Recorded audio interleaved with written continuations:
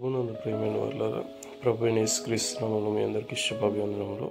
ఈ ఉదయకాలంలో కల్వరి కృపాసనం మీదకి మిమ్మల్ని ఆహ్వానించుచున్నాను.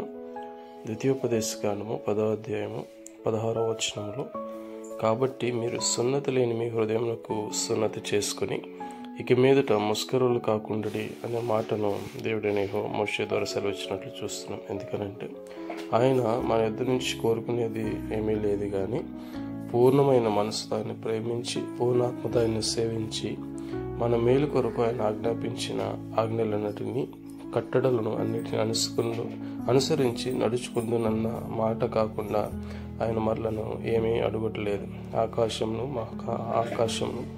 భూమియు అందున్నవన్నీ కూడా ఆయన సృష్టించినప్పటికీ మన పితరులైన ఇశ్రాయేలులను ప్రేమించి నేటి వలె మనల్ని సమాజంగా ఏర్పరచుకున్న దేవుడు ఆయన ప్రేమను మన ఎడల వెల్లడిపరిచిన స్థితిని మనం జ్ఞాపకం చేసుకోవాలని ప్రభుపేట మనం చేర్చున్నాం. ఆమేన్.